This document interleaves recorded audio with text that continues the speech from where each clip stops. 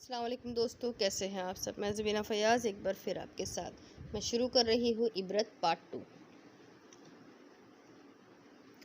افق اپنی سیڑھی چڑھ کر چاچو کے گھر کی جانب کودنے کو تھی کہ مصطفیٰ کو آتے دیکھ کر رک گئی۔ وہیں سے بابا کی طبیعت کی خرابی کی خبر دے کر واپس مڑ گئی۔ مصطفیٰ نے سوچا افق آج کوئی بات کیے بغیر واپس چلی گئی ہے، مطلب واقعی تایا ابو کی طبیعت خراب ہوگی۔ یہ سوچ کر مصطفیٰ جلدی سے افق کے گھر پہنچا تو دیکھا تایا ابو کی حالت کافی خراب تھی۔ مصطفیٰ کو دیکھ کر متین احمد کے چہرے پر کچھ رونق آئی۔ مبین کو لینے جا رہے تھے بیٹا؟ انہوں نے نقاہت سے پوچھا۔ ذرا جلدی آنا، مجھے مبین سے کچھ بات کرنی ہے۔ جی تایا ابو، میں جلد واپس آؤں گا، بس آپ تیار رہیں، میں آتے ساتھ آپ کو ڈاکٹر کے پاس لے جاؤں گا۔ جیتے رہو بیٹا، متین احمد نے جواب دیا۔ متین احمد کی طبیعت خراب ہوتی چلی گئی، یہاں تک کہ ان کو فوری طور پر ہسپتال پہنچا دیا گیا۔ ڈاکٹر کے مطابق دل کے والو اچانک بند ہونے کی وجہ سے جان کو بھی بہت خطرہ تھا۔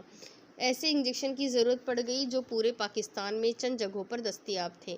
ایک انجیکشن کی قیمت 50,000 روپے تھی اور یہ کورس 5 دن کا تھا۔ دن میں 3 انجیکشن ضروری تھے۔ مبین احمد نے اپنے تمام دوستوں سے التجا کی کہ جلد از جلد انجیکشن کا انتظام کرنے میں ان کی مدد کی جائے۔ مبین احمد نے اپنی زندگی کی تمام جمع پونجی دے کر آخرکار تمام انجیکشن خرید لیے۔ متین صاحب دن بدن بھلے چنگے ہوتے گئے۔ علاج معالجے کے لیے خرچ کی گئی رقم وجیہہ اور بچوں کی نظر میں آ گئی، جبکہ پروفیسر صاحب نے وہ رقم خالصتاً بچوں کی شادی بیاہ کے لیے بچا کر رکھی تھی۔ نمرا سمرا نے جب اپنے بابا کو اس طرح رقم خرچ کرتے دیکھا تو آگ بگولا ہو گئی۔ دونوں نے وجیہہ بیگم اور مصطفیٰ کے کان بھرنے شروع کر دیے۔ نفرت اور حسد ان کی رگ رگ میں تھی۔ افق ان تمام رویوں سے ناواقف، اپنی دھن میں مست رہنے والی لڑکی تھی۔ اس کے دل میں چاچو اور ان کی فیملی بہت اہم تھی۔ متین احمد صحتیاب ہو کر گھر آ گئے تو ایک شاندار دعوت کا اہتمام کیا گیا۔ اس میں چاچو کی فیملی اور متین احمد کے دوست بھی شامل تھے۔ اہتمام دعوت پر متین احمد نے بھائی کا شکریہ ادا کیا اور ان کے جذبے کو بے حد سراہا کہ آج میرے بھائی نے اپنا فرض ادا کر دیا۔ مجھے فخر ہے مبین پر، مجھے امید ہے کہ اگر میں نہ رہا دنیا میں تو میرا بھائی میرے گھر کی حفاظت دل و جان سے کرے گا۔ اتنا سن کر اچانک سے سمرا بول اٹھی، تایا ابو، خیال بھی پیسوں سے رکھا جاتا ہے اور میرے بابا نے لاکھوں روپے خرچ کر دیے، اب ہمارے پاس کوئی پیسہ نہیں بچا۔ مبین احمد کو سمرا کی اس دیدہ دلیری پر بے حد غصہ آیا اور بری طرح سے اسے ڈانٹا۔ متین احمد بھی کچھ شرمندہ سے ہو گئے۔ بیٹا، میں بڑی معذرت چاہتا ہوں، یہ سب کچھ اتنا اچانک سے ہوا، میں مبین کو کچھ دینے کے قابل نہیں رہا۔ بہرحال آپ کی رقم میرے پاس امانت ہے، میں کل ہی ادا کر دوں گا۔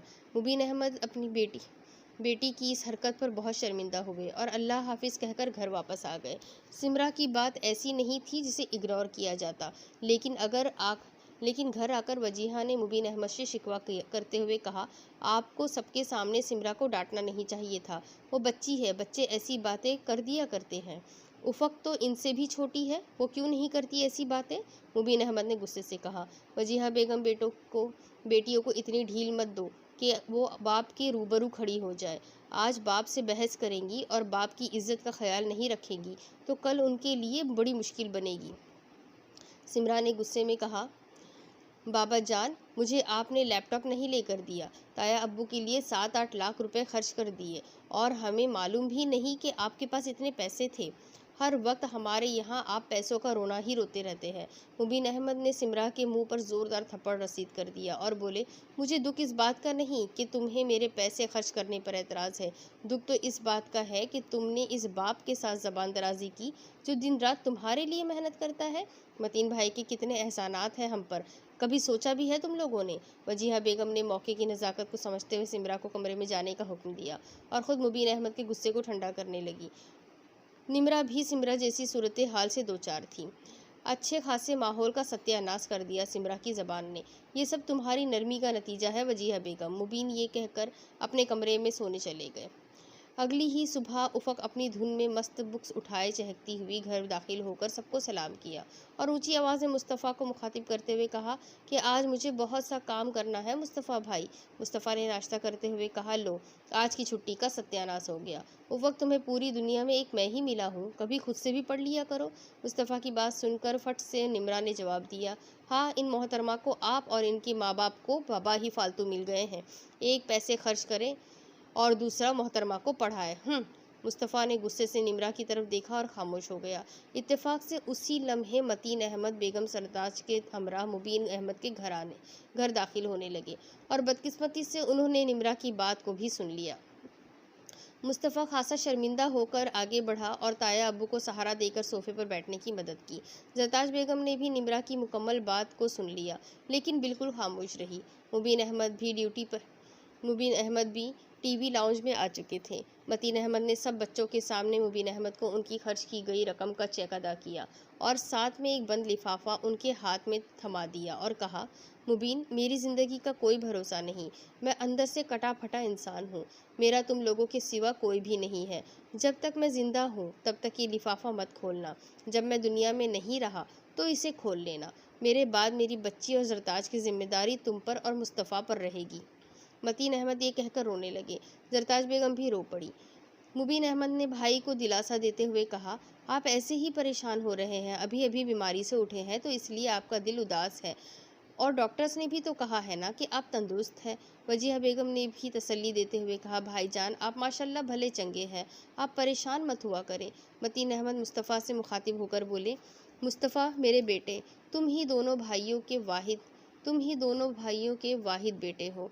तुम पर दोनों घरों की जिम्मेदारी है। ख्याल रखना, मैं रोज़े क़यामत पूछने का मजाज रहूँगा, क्योंकि मेरे बाद तुम मेरे घर के भी सरपरस्त रहोगे। निम्रा सिमरा को ताया की ये बात बेहद खटकी और गुस्से से उफ़क़ को देखने लगी, जो बड़े मज़े से टीवी पर अपना प्रोग्राम देखने में मगन थी और साथ साथ ऐड में गाए जाने वाले गाने भी गाए जा रही थी। मुस्तफ़ा ने भी निम्रा सिमरा के ऐसे देखने को समझ गया। उसने भी पलट कर देखा तो उसे उफ़क़ पर बहुत प्यार आ गया। वो दुनिया और माफिया से बेखबर टीवी देखने और गाने में मशगूल थी। आज पहली मर्तबा मुस्तफ़ा ने महसूस किया कि निम्रा और सिमरा के मुकाबले में वो काफ़ी हद तक मासूम थी। उसके चेहरे पर मासूमियत की खूबसूरती थी। वो जेलसी और गुस्से जैसी सूरत हाल से बिलातर थी। वो मोहब्बत की मूरत है, नफ़रत और हक़ारत जैसे घिनौने जज्बों से पाक, मासूम बच्चों की तरह सादा थी और आज निम्रा सिमरा की वजह से ताया अब्बू के सामने शर्मिंदगी उठाना पड़ी थी। मुस्तफ़ा की ट्रेनिंग के दिन करीब आ गए। उफ़क़ बौखलाई सी रहने लगी। निम्रा सिमरा तो इसे लिफ्ट नहीं करवाती थी। एक सिर्फ मुस्तफ़ा था जो आते जाते उसे छेड़ जाता था। यही वजह थी वो मुस्तफ़ा के करीब होती चली गई।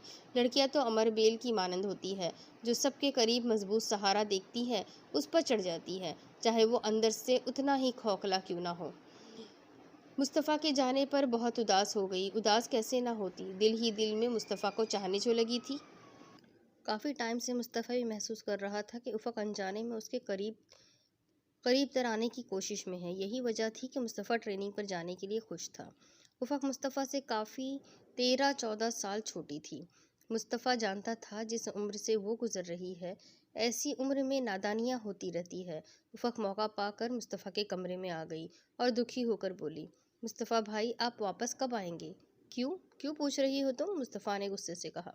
देखें ना मुस्तफ़ा भाई, बाबा कितने बीमार हैं और आप जा रहे हैं। मुस्तफ़ा को तरस आ गया और आराम से बोला, उफ़क़, कुछ नहीं होगा। अब ताया अब्बू खतरे से बाहर है, उनके पास रहा करो, उनका दिल बहलाया करो और यहाँ मत आना निम्रा सिमरा का सर खाने, समझी? साथ ही उसने मसनूई गुस्से से कहा, मुस्तफ़ा भाई, वो खुद मुझसे बात नहीं करती, वरना मैं तो दोस्ती करना चाहती हूँ। वो तो दो है, मैं अकेली रह जाऊंगी आपके जाने से। उफ़क़ की आंखों में आंसू आ गए। मुस्तफ़ा का दिल भी भर आया था और उफ़क़ को बाजू से पकड़कर कमरे से बाहर ढकेल दिया, ये कहकर, मुझे पैकिंग करनी है और तुम मेरा सर खाने लगी हो। चलो भागो यहाँ से, अब कल तक नज़र मत आना। उफ़क़ आंसू साफ करती वापस चली गई। मुस्तफ़ा काफ़ी देर तक उसे ही सोचता रहा। मुबीन अहमद के इतने अरसे की संभाली हुई रकम सबके सामने आ चुकी थी। अब निम्रा सिमरा के लैपटॉप खरीदे गए, घर के ज़रूरी काम निकल आए। मुबीन अहमद ने एक मर्तबा भी किसी को नहीं रोका। वजीहा बेगम और निम्रा सिमरा दिल खोल कर शॉपिंग करती रहीं। मुस्तफ़ा के जाने के बाद उफ़क़ का चाचू के घर आना जाना ख़त्म हो गया था। جب افق کو مصطفیٰ کی یاد آتی آنسو بہا لیتی۔ اسے ایسے لگ رہا تھا جیسے اسے مصطفیٰ کی صورت بھولتی جا رہی ہے، حالانکہ ابھی صرف ایک ہفتہ ہی گزرا تھا۔ افق اپنے حساب سے چاچو کے گھر آئی اور مصطفیٰ کے کمرے میں گھس گئی۔ اس کے کندھے پر بیگ بھی تھا۔ اس نے سوچا میں مصطفیٰ کا فوٹو فریم لے کر اپنے کمرے میں لے آؤں گی۔ اسی وقت سمرا نے اسے مصطفیٰ کے کمرے میں دیکھا اور چوری کا الزام لگا دیا۔ مبین احمد نے افق کو نمرا سمرا کے غصے سے نکال تو دیا، پر اندر ہی اندر بہت دکھی بھی ہو گئے۔ مصطفیٰ کو گئے 15 روز ہو گئے تھے۔ دن میں ایک آدھ بار گھر پر فون کر کے خیریت دریافت کر لیتا تھا۔ آج نمرا نے اس کو بتایا کہ بھائی افق آپ کے کمرے سے چوری کرتے ہوئے رنگے ہاتھوں پکڑی گئی، اور تو اور بابا بھی گواہ ہے۔ مصطفیٰ نمرا سمرا کی باتیں سن تو لیتا تھا، مگر ان کی باتوں پر کبھی دھیان نہیں دیتا تھا۔ دن گزرتے گئے، افق چاچو کے گھر اب بھی آتی تھی، لیکن کھڑے کھڑے۔ جیسے جیسے وقت گزرتا گیا، افق کی خوبصورتی میں اضافہ ہونے لگا۔ 1 ڈیڑھ سال میں افق کا قد نمرا سمرا سے اونچا ہوتا گیا، چہرے پر خوبصورتی پہلے سے بھی زیادہ آ گئی۔ یہی خوبصورتی افق کے لیے مسئلہ بنتی جا رہی تھی۔ محلے میں ایک نئی فیملی آ کر آباد ہو گئی۔ سرور ایوان، ان کی ایک بیٹی دو بیٹے سرور اوان، ان کی بیوی، 2 بیٹے اور 1 بیٹی تھی۔ دیکھنے میں اچھے خاصے لوگ تھے۔ وجیہہ بیگم نے نئے ہمسائے کو اچھی طرح سے خوش آمدید کہا اور ان کے گھر فروٹ لے کر پہنچ گئی۔ نمرا سمرا بھی ساتھ چل پڑی۔ عباس، اصفر اور نادیہ، 3 بھائی بہن کافی بن سور کر کہیں جانے کا تیار تھے۔ نمرا سمرا کی وجہ سے رک گئے۔ بیگم سرور نے اچھی طرح سے آؤ بھگت کی۔ انہوں نے نمرا سمرا کو نادیہ سے ملوایا، جو تقریباً انہی کی عمر کی تھی۔ نادیہ خاصی مغرور سی لگ رہی تھی۔ رکھ رکھاؤ سے یہ لوگ کافی امیر لگ رہے تھے۔ گھر کو انٹیریئر ڈیکوریٹر سے سیٹ کروایا گیا تھا۔ سامان کم اور بے حد نفیس تھا۔ عباس اور اصفر نادیہ سے بڑے تھے۔ تینوں بھائی بہن اتنے خوش شکل تو نہیں تھے، پر بن سور کر برے بھی نہیں لگتے تھے۔ دولت کی ریل پیل نے تینوں کو احساس برتری میں ڈال رکھا تھا۔ نمرا سمرا کو پہلی نظر میں ہی نادیہ بہت پسند آ گئی۔ وہ نادیہ کو اسی زاویے سے دیکھنے لگی تھی۔ اتفاق سے گھر کو اسی لیے اتنا سجایا گیا تھا کہ نادیہ کا رشتہ کسی اچھی جگہ طے کر دیا جائے۔ گھر آتے ساتھ نمرا سمرا نے نادیہ کی تعریفوں کے پل باندھنے شروع کر دیے اور اپنی ماما کو مجبور کر دیا کہ وہ بھی گھر کو ایسے ہی سیٹ کرے کہ کوئی بھی آئے اور متاثر ہوئے بغیر نہ رہ پائے۔ وجیہہ بیگم دونوں کی باتوں میں آ گئی اور 1 ہفتے میں ہی گھر کا نقشہ بدل ڈالا۔ مبین احمد دل ہی دل میں کڑھنے لگے اور اس طرح اتنی محنت سے کمائی ہوئی دولت کو لٹتے دیکھ کر بہت دل برداشتہ ہو گئے۔ متین احمد کی صحت دن بدن بگڑتی جا رہی تھی۔ مبین احمد زیادہ تر وقت بھائی کے ساتھ ہی گزارتے تھے۔ ایک دن متین احمد نے موقع نکال کر مبین احمد سے دل کی بات کہہ ڈالی۔ مجھے لگتا ہے افق مصطفیٰ کو یاد کرتی ہے۔ بے شک ان کی عمروں میں خاصا فرق ہے، مگر جب افق کو اعتراض نہیں تو ہمیں بھی اعتراض نہیں ہونا چاہیے۔ اگر میرے جیتے جی نکاح ہو جائے تو میں سرخرو ہو جاؤں گا۔ مبین احمد نے غور سے بات سنی اور مسکرا اٹھے اور کہا، میں کافی عرصے سے اس بات کا منتظر تھا کہ کب آپ مجھ سے بات کریں اور میں آپ سے افق کا رشتہ مانگوں۔ میری طرف سے تو اقرار ہے، لیکن مجھے مصطفیٰ سے پوچھنا پڑے گا۔ مبین احمد خوشی خوشی گھر آئے اور وجیہہ بیگم کو بلا کر کہا، آج میں ایک خوشخبری لے کر آیا ہوں، تم سنو گی تو تم بھی خوش ہو جاؤ گی۔ نمرا سمرا بھی تجسس لیے پاس آ کر بیٹھ گئی۔ بھائی، آج متین بھائی نے وہی کہہ دیا جس کا مجھے کافی عرصے سے انتظار تھا۔ وہ اپنی افق کا رشتہ مصطفیٰ کو دینے کے لیے تیار ہے۔ مبین کی بات سن کر نمرا سمرا کا چہرہ غصے سے لال پیلا ہو گیا، لیکن وجیہہ کے ایک اشارے نے انہیں خاموش رہنے پر مجبور کر دیا۔ میری کتنے برسوں کی تمنا آج پوری ہو رہی ہے۔ میں جلد ہی مصطفیٰ کو بلا کر دونوں کا نکاح پڑھوا دوں گا۔ وجیہہ بیگم نے فی الحال خاموش رہنے میں ہی عافیت سمجھی۔ مبین احمد خوشی سے پھولے نہیں سما رہے تھے۔ رات نہ جانے کتنے ہی خواب دیکھ ڈالے۔ صبح ان کے کالج جاتے ہی نمرا سمرا پھٹ پڑی، ماما، آپ نے بتایا کیوں نہیں بابا کو کہ ہم نے لڑکی دیکھ لی ہے؟ اگر افق اس گھر میں آ گئی تو میں ساری زندگی اس کا منہ نہیں دیکھوں گی۔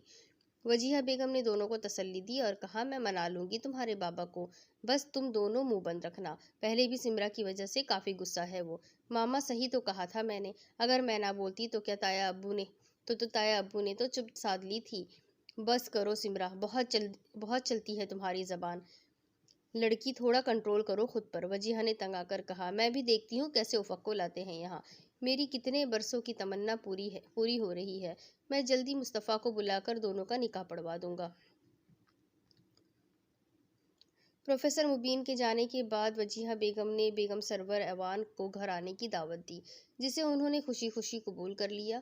वजीहा बेगम ने घर का हुलिया ही बदल डाला था कि कोई भी मुतासिर हुए बगैर रह नहीं सकता। मिसेस सरवर ने जब घर में कदम रखा तो सजदा रह गई।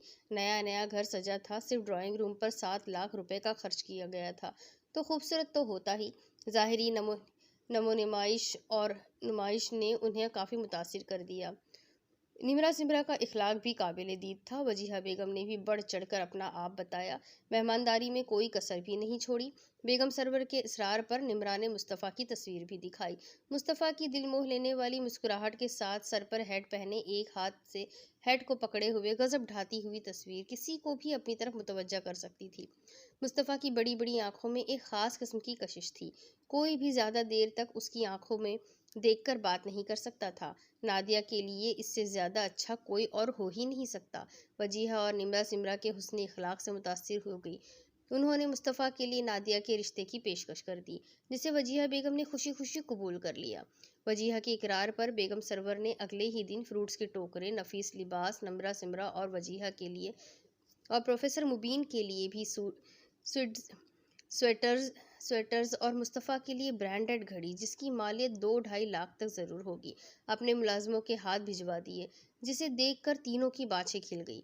प्रोफेसर साहब के आने से पहले सब तोहफ़ों को छुपा दिया गया। फ्रूट भी फ्रिज में महफूज कर दिया गया, ताकि उन्हें मालूम ना हो सके।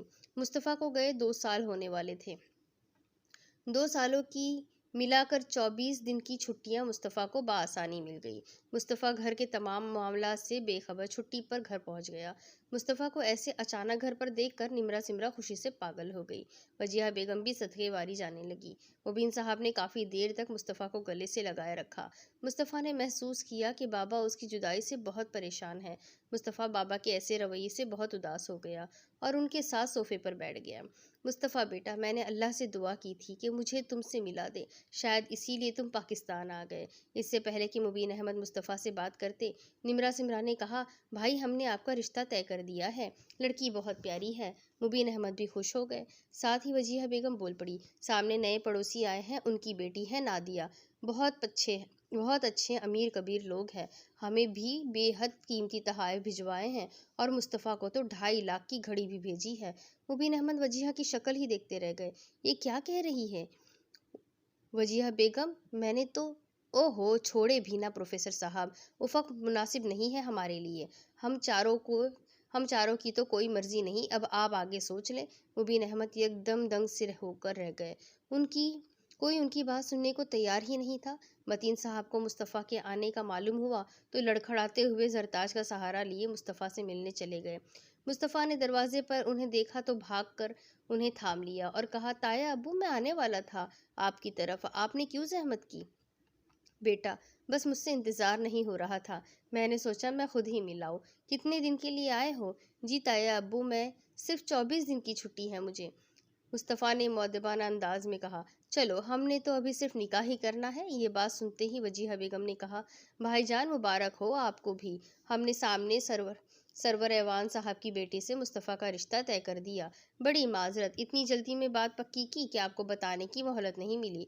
मतीन अहमद ने एकदम मुबीन अहमद को देखा तो वो सर झुकाकर खामोश हो गए। मुस्तफ़ा की नज़र पड़ी तो दरवाजे पर उफ़क़ को देखा, जो दरवाजे के साथ टेक लगाए मुस्तफ़ा को एकटक देखे जा रही थी।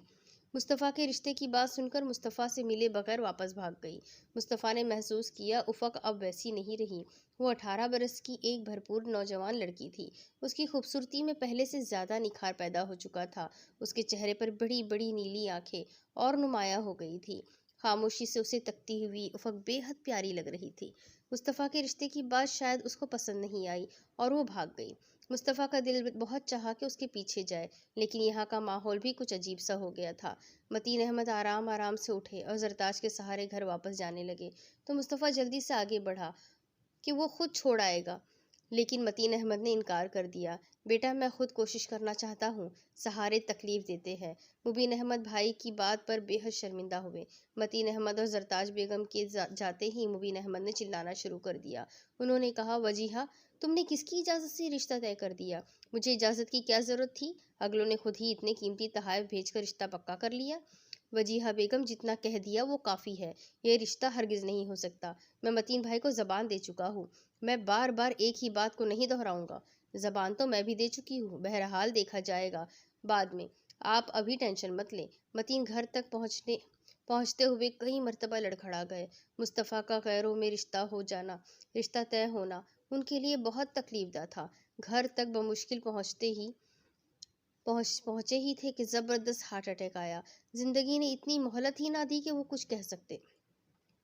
گھر میں ایک کوہرام مچ گیا، زرتاج بیگم کی دنیا ہی اجڑ گئی۔ افق ہونکوں کی طرح باپ کے چہرے کو دیکھتی رہ گئی، کچھ سمجھ ہی نہیں آیا کہ کیا ہو گیا۔ وہ ایک ٹک باپ کی میت کو دیکھتی رہی۔ زرتاج بیگم سے بیٹی کی حالت دیکھی نہیں گئی اور افق کو جھنجھوڑ کر بولی، رو میری بیٹی رو، تمہارے بابا نہیں رہے دنیا میں۔ افق جب ہوش میں آئی تو بہت دیر ہو چکی تھی، متین صاحب کی میت کو دفنا دیا گیا تھا۔ افق کی تو دنیا اندھیری ہو چکی تھی، جس کے پاس پہلے ہی پیارے رشتوں کی کمی تھی، اب باپ جیسی مہربان ہستی سے بھی محروم ہو گئی تھی۔ کئی گھنٹے زرتاج بیگم کی گود میں گم سم لیٹی چھت کو گھورتی رہی۔ افق کی یہ حالت دیکھ کر زرتاج بیگم چکرا رہی تھی، کیسے جوان بیٹی کو سنبھال پائے گی۔ افق نے دل میں طے کر لیا کہ وہ اب نہیں روئے گی۔ اسے پتا تھا کہ اس کے رونے سے زرتاج بیگم کو تکلیف پہنچے گی، آنے والی زندگی کے تانے بانے بننے لگے۔ اسے اب پہلے سے زیادہ چاچو اور مصطفیٰ کی ضرورت تھی، ایک مضبوط سہارے کی ضرورت تھی۔ دن پر لگا کر گزر گئے، مصطفیٰ کی چھٹی بھی ختم ہونے کو تھی اور پروفیسر مبین اس کے جانے سے پہلے افق کا نکاح مصطفیٰ سے بھی کر دینا چاہ رہے تھے۔ متین صاحب کی موت نے انہیں بہت لاغر سا بنا دیا، حالات سمجھ سے باہر تھے کہ کیسے قابو پایا جائے۔ رات مبین صاحب نے سب کو اپنے کمرے میں بلایا اور کہا، یہ میرا حکم ہے تم چاروں کو، میری بات کوئی بھی رد نہیں کرے گا۔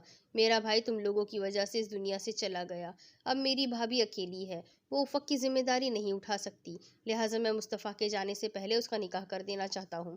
نمرا اور سمرا چیخ اٹھی، ہم نے ٹھیکہ تو نہیں اٹھا رکھا تھا افق کا؟ بابا اگر افق یہاں آئی تو ہمارا کوئی تعلق نہیں ہوگا اس سے۔ وجیہہ بیگم نے بھی بچوں کا ہی ساتھ دیا، البتہ مصطفیٰ خاموش رہا۔ اسے سمجھ نہیں آ رہی تھی کہ افق اتنی چھوٹی ہے، اس سے تو بابا ایسا کیوں کر رہے ہیں؟ مجھے بولنا چاہیے، مجھے نمرا سمرا کا ساتھ دینا چاہیے کہ میں ایک چھوٹی بچی سے شادی نہیں کر سکتا۔